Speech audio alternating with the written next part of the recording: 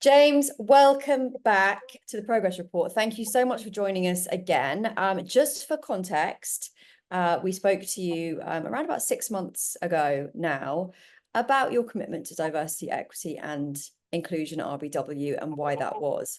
For people who haven't watched that initial episode with you, I would love just a very short introduction on who you are, where you are, and what you're up to right now.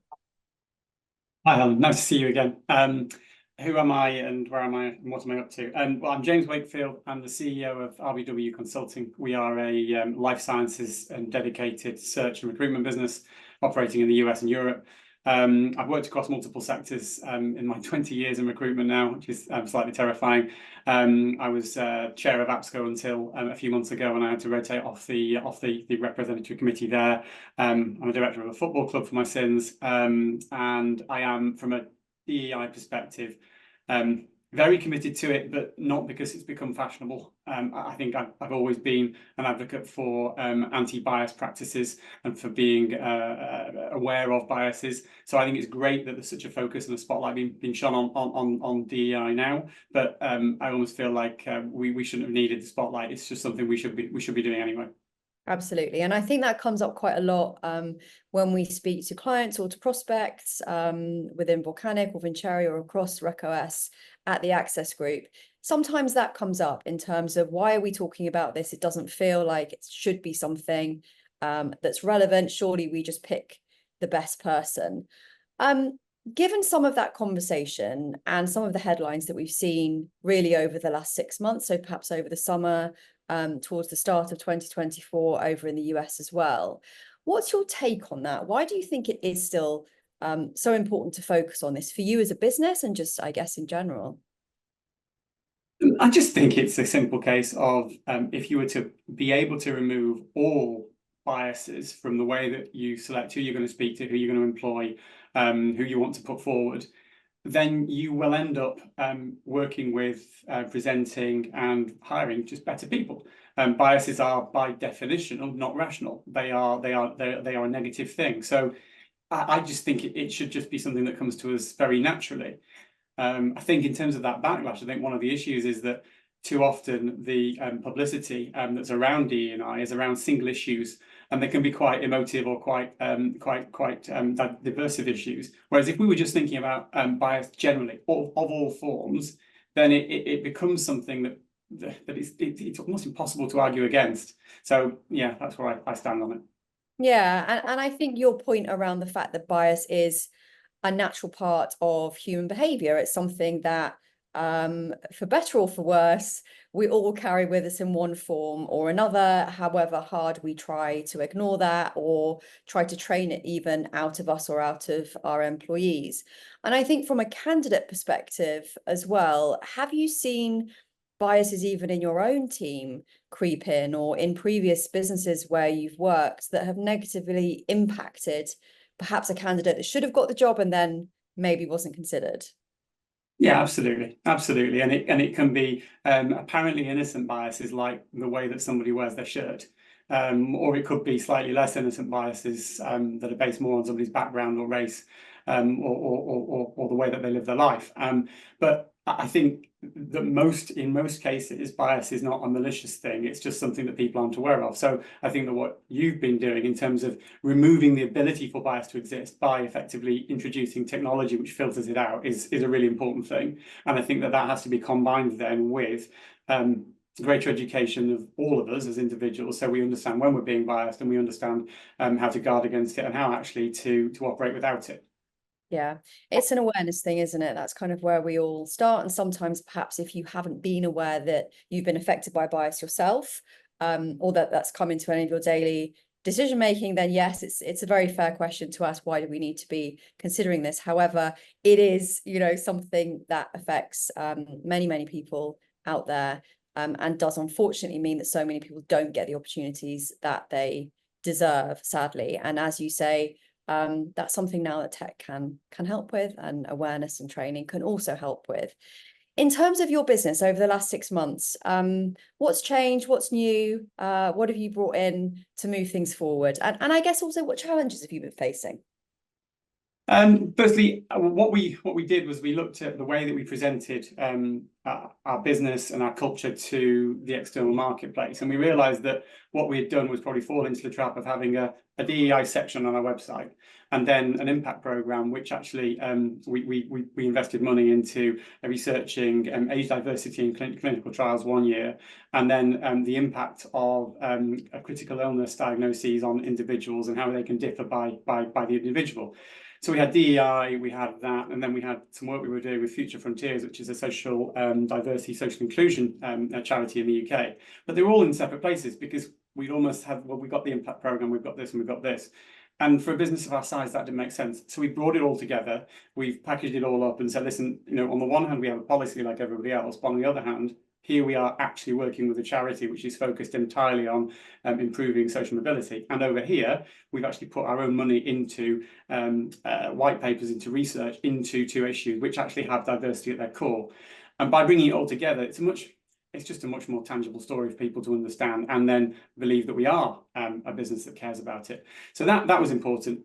And then from the challenges, I think it's probably true that for the majority of recruitment businesses, 90 or 95%, 2024 has continued to be really challenging. We are still coming through the correction which was necessary after a couple of years that were overheated in 2022 and 23, sorry, 21 and 22. So I think it has continued to be tough. It is definitely turning. We're definitely seeing the positive signs, and that's a good thing. But I think 24 has probably been tougher than most businesses expected it to be. Yeah, we've certainly heard the same thing. Certainly, you know, we've all seen the very big headlines around some of the major players in the industry and the issues that they've had. I know from more of a global perspective, ANZ, APAC, also very much on the back foot where this is concerned. And as you say, it is a bit of a catch up. It's a bit of a recalibration against what happened, as we all know, in the last few years or so. But that's great to hear that it's starting to turn a corner. In terms of what you've done and the efforts that you've made, and as you say, the money that you've put really from your own pocket into consolidating that story around diversity, equity, and inclusion, what was the thinking behind that? And was it, I suppose, as a point of difference or as a point of benefit for you as a business and for your clients? I think it was more about looking at things with a fresh set of eyes and objectively and rationally assessing that having these different things in different places and not tying it all together as a single story just didn't make sense. So it was simply making sense of some really good stuff that we were doing, but actually recognizing that it was all linked. Yeah. And is that helping you to attract different business, different conversations, perhaps attract a different type of client potentially? I think so. Yeah, I think you know, there are the more conventional organisations in any sector, and some of the larger ones may want to see that you've I hate to use the phrase, but ticked a box. And I think we will always pass that tick box test because we are B Corp. We genuinely have put effort and investment and resources into projects which are not just for the profitability of the business. And you can see from the initiatives and the projects we do that we mean it. What's perhaps more exciting is where smaller organisations, other B Corps, organisations that really do care about this stuff, they are more likely to engage with us because they will see past the initial facade and they'll go behind it and go, well, you know, what are you actually doing? So yeah, I think there are definitely opportunities there. I think that there are still too few organisations like that, and the majority are still more likely to be in the first category. But that changes over time. I think as time goes on, more progressive organisations are realising how important it is not to just focus on one thing, but just to be kind and responsible. And so as there is a bit more kindness and responsibility going around, then yeah, we're positioned nicely.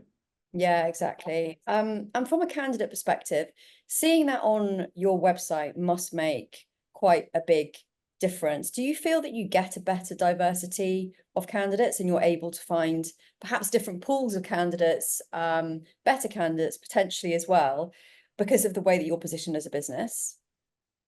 Yeah, and I think that's probably more about demonstrating that we care and we're kind than it is about any particular tag or label.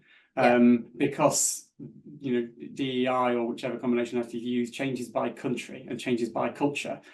But kindness is universal. Kindness is something that everybody understands, no matter where they're coming from or where they're sitting. So I think it's more that kindness and that responsibility that it probably engages with people better. I don't know how many more interesting and capable and exciting people engage with us because of it. It's very difficult to gauge that, but I don't really care. It's about meaning it, and then hopefully good people engage with you and stick with you because of it.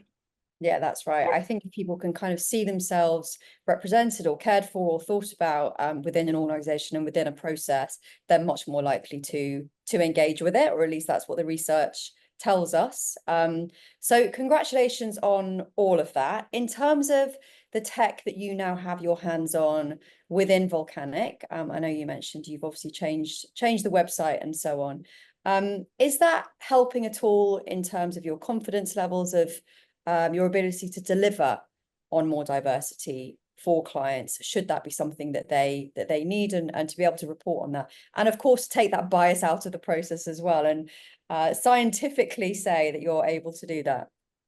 Yeah, it absolutely is. Absolutely is. I think as with an awful lot of things, it's combining a genuine and authentic approach with then some meaningful and tangible initiatives, and then also having the tech to be able to provide a slightly different and slightly cleverer solution to clients of any size. So it's all of this. It all has to work together. You can't just have the tech, you can't just have the page on the website, you can't just have the initiatives. It all has to be linked together. But it absolutely helps. And the more organizations that come to us and say, we'd like to think differently about how we do things because we understand actually it's a benefit rather than because we think we want to tick a box, the better. And then that technology really comes into its own. And I think as a client of Volcanic, you are a shining light, let's say, in this space, because as you say, it does all have to work together. It does all have to kind of sing together. The dots have to be joined in order to be authentic. So, I know the good work, and we talked in the last in our last interview around the good work that you guys are doing internally, and now it's fantastic that you're pulling all that together, you're putting it out there, and you're also able to deliver for your clients on this stuff very, very genuinely as well. So congratulations on the progress, congratulations on everything that's happened over the last 6 months. I'd love to catch up with you again perhaps in a few months and see where some of those wins might be landing as well as a result of all of this, and good luck with it all, and let's hope things continue to turn a corner, as you say. Thank you, Helen. Lovely to chat again. Thank you, James. You too. Take care.